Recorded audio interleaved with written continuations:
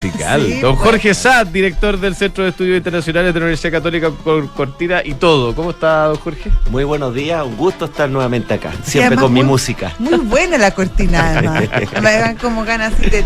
Oye, harto tema internacional esta semana. Te voy a tirar así encima de la mesa. Estados Unidos, bueno, con un debate que parece que dio vuelta a toda la carrera presidencial. Francia, elecciones el domingo pasado y elecciones nuevamente este domingo. Inglaterra, elecciones mañana. El Reino Unido, en realidad, elecciones mañana. Josefina, ¿por dónde nos descolgamos? Yo quiero partir por un tema que no nombraste, pero que creo que es muy relevante. ¿Otro más? Sí, también relacionado con Estados Unidos, y que tiene que ver porque podría cambiar de alguna manera la responsabilidad o la forma como se enfrenta la política y sobre todo la forma de gobernar en Estados Unidos. Me refiero específicamente al fallo de la Corte Suprema, que establece que mientras estés en campaña y mientras seas presidente hay una cierta inmunidad. Por lo tanto, eso antes no estaba claro, era una nebulosa, nunca se habría hablado de esto, y muchos, entre ellos el presidente Biden, han salido a criticar esta decisión, porque además recordemos que es una Corte Suprema que votó muy dividida y donde el gran apoyo a esa decisión vino por parte de los jueces más conservadores, que muchos de ellos fueron nombrados justamente por Donald Trump. Así es, yo ayer pensaba... ¿Cuál es la mejor frase para resumir la situación actual de Estados Unidos? Y hay un artículo que dice la superpotencia disfuncional.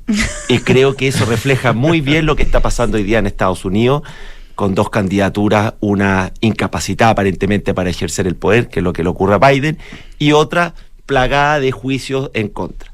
¿Qué es lo que dice finalmente la Corte Suprema?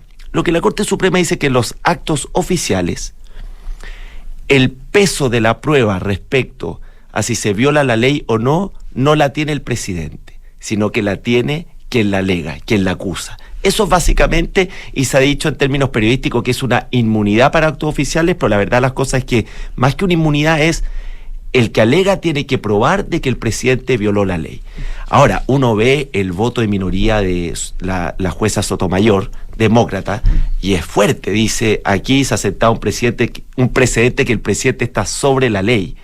Pero la verdad las cosas que en lo técnico es eso. La carga la prueba, y desde el punto de vista político es un fallo favorable para Trump.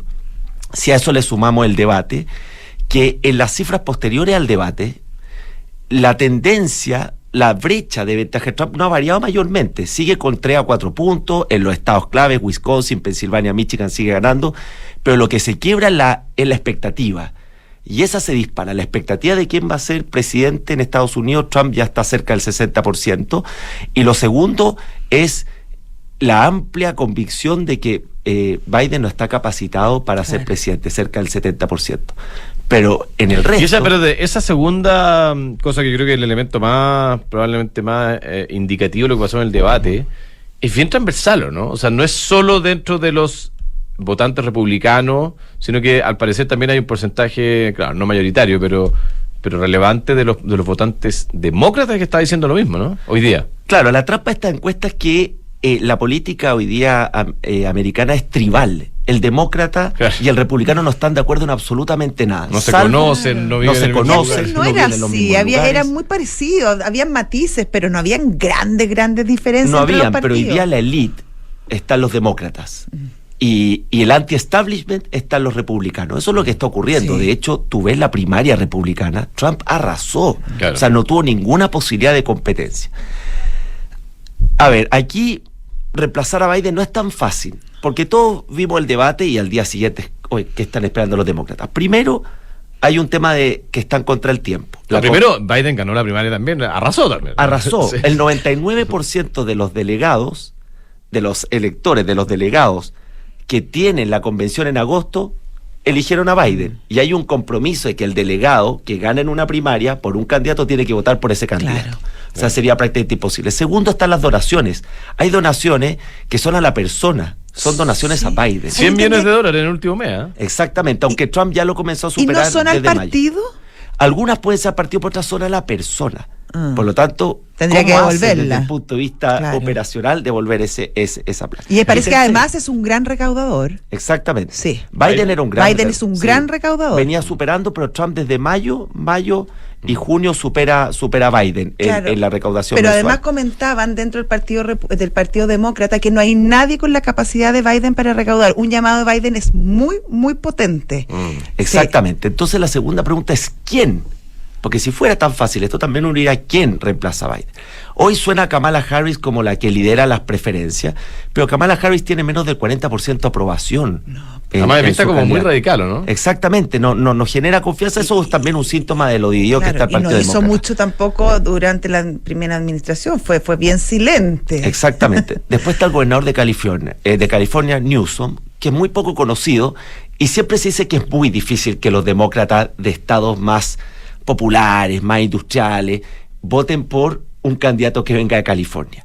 Entonces tampoco tenemos una alternativa tan clara, pero ayer ya tuvimos el primer descuelgue de un diputado demócrata pidiendo públicamente que Biden se retire, y hoy día es la reunión de Biden con los gobernadores.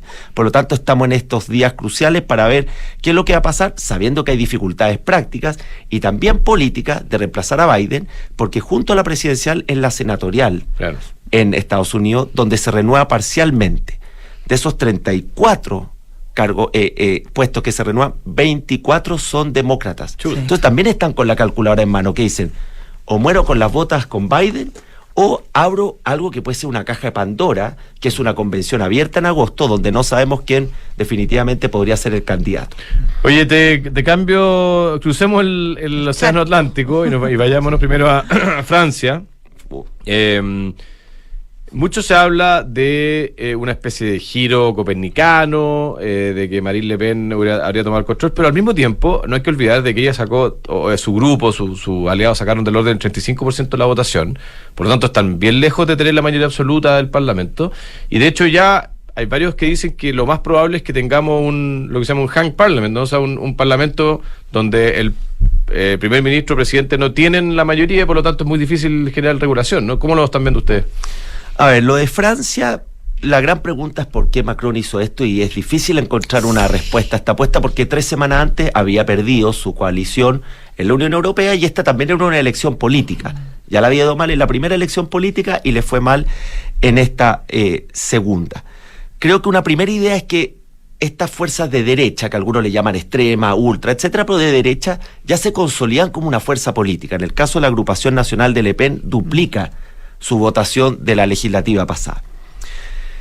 Pero ¿qué es lo que ocurre para esta segunda vuelta del fin de semana? Este es un sistema bastante particular, creo que a los auditores por lo menos hay que explicarles rápidamente. En los distritos que si no se obtiene una mayoría absoluta, todos aquellos candidatos que obtienen sobre el 12,5% pasan. En este caso pasan al menos 3 candidatos que son de las 3 distintas fuerzas. Hoy la negociación es si el tercer candidato se resta en este nuevo frente republicano, que es el partido Macron de centro y la izquierda. Hasta ahí uno podría decir, si se unen, no llegaría a la mayoría absoluta la agrupación nacional de Le Pen el fin de semana, porque necesita 289 de los 577. Y el fin de semana era alrededor de 300 elecciones. No lo lograría. Pero esto no es tan fácil, porque en el partido Macron algunos no quieren pactar con este Frente Popular, que dentro de su agrupación está la Francia Insumisa. Y el Partido Comunista. Exacto, que es la izquierda de Mélenchon, que es una izquierda más radical. Y en la derecha de Le Pen están los republicanos, que es esta derecha tradicional de Chirac, que es más moderada, donde está partido en dos. Algunos quieren negociar y otros no. Y ahí hay cerca de 40 escaños. Por lo tanto, la pregunta es, ¿llegan a la mayoría absoluta o no Le Pen el fin de semana? Es difícil. Segundo, si no llegan a la mayoría absoluta, ¿estaría dispuesto Bardella, que es el del fin de Le Pen, a asumir de primer ministro? Ya ha tenido Francia esta cohabitación, la tuvo Chirac de hecho. Y la tercera es, si es que se impone este frente republicano, centro y la izquierda, ¿quién sería ese primer ministro? Porque Mélenchon, de la Francia Insumisa, genera mucho mayor rechazo, aunque él ha dicho que no sería el primer ministro. Entonces podríamos tener un escenario que finalmente Macron nombra un primer ministro, que no sea Bardella, porque no alcanza la mayoría absoluta, pero tiene que tener más o menos el acuerdo de la Asamblea. Es bien curiosa esta agrupación, este Frente Republicano, ayer lo conversábamos en la tarde también, porque es como si Evópoli, o sea, con distintas características, pero como que Evópoli pactara con el Frente Amplio y el Partido Comunista para evitar que los republicanos en Chile tomaran el control. Pero claro, ahí se produce toda una discrepancia, porque efectivamente probablemente la izquierda está dispuesta a votar por Evópoli con tal de que no salga el Partido Republicano, pero hay dudas de que Evópoli, o la gente de Evópoli, la gente cercana a Macron, en este caso, esté dispuesta a votar por la izquierda más extrema, en vez de votar por las fuerzas cercanas a Le Pen. Y por eso el propio ministro de Economía de Macron señala, dice, nosotros en algunos distritos estamos dispuestos, pero no nos vamos a restar en aquellos donde la mejor opción de este nuevo frente republicano es de la izquierda más radical de esta Francia insumisa. Pero ¿cómo queda el liderazgo de Macron en este contexto? No, el liderazgo de Macron definitivamente va a quedar debilitado de aquí a que termine su mandato el 2027. Eso es indudable. Por el lado de Le Pen, la clave es, si Bardella asuma como primer ministro, tiene que sentar las bases para pavimentar el camino para que Le Pen sea presidenta el 2027. Uno podría decir, Macron adelanta las elecciones, que es una tesis que se ha planteado para que justamente la agrupación nacional esté en el gobierno, vea las dificultades. Francia hoy día enfrenta distintas dificultades económicas en el tema migratorio y por lo tanto se debilite la opción de Le Pen en 2 años. Esa puede ser también una tesis, pero claramente el cuadro está muy abierto por esta izquierda radical, pero también por el rol de la cada vez más debilitados republicanos, que es esta centro-derecha moderada, que también podría ser bisagra con algunos puestos para la elección. Oye, y saltando el Canal de la Mancha, mañana tenemos elecciones en Inglaterra, en Reino Unido, y se habla de una paliza histórica de los laboristas a los Tories, a los conservadores. Pero bueno, primero preguntarte si tú crees que para allá va la cosa, y segundo, ¿cuál sería el rol? Porque algunos también aventuran de que incluso a los Tories le podría salir competencia por la derecha, en la figura de Nigel Farage, o el grupo más duro, digamos, de derecha, y que podrían quedar como aplastados entre dos fuerzas. ¿Cómo se ve la cosa? Yo creo que todavía no alcanza a superar a los Tories esta nueva fuerza más hacia la derecha, pero claramente después de 14 años los laboristas van a volver al poder, y si uno extrapola el caso del Reino Unido, Francia, algo en la Unión Europea, incluso América Latina, hoy día el voto de castigo es cada vez más fuerte. A los incumbentes. Exactamente. Elección a elección. En Francia, al final, Le Pen es la que capitaliza de mejor manera ese voto de castigo, pero ojo, porque el frente, este Frente Popular obtuvo el 28-29%, estuvo cerca de la derecha de Le Pen, digamos, esta posición al oficialismo. Y en el Reino Unido está pasando lo mismo, una economía estancada, con problemas, la salida del Brexit ha sido mucho más difícil en la práctica, y por lo tanto dicen, yo ahora voto anti oficialismo, lo que no significa tampoco una adhesión tan fuerte a los laboralistas, donde más adelante también uno podría plantear que vuelve el voto castigo. Y eso, bien, para terminar, se ve muy nítido en los jóvenes. Si ustedes ven las encuestas en Alemania y en Francia, la votación por los sectores, digamos, anti-establishment es altísima. Sí. Jorge Saad, director del Centro de Estudios de la Universidad Católica, un gusto como siempre tenerlo por acá. Muchas gracias. Muchas gracias.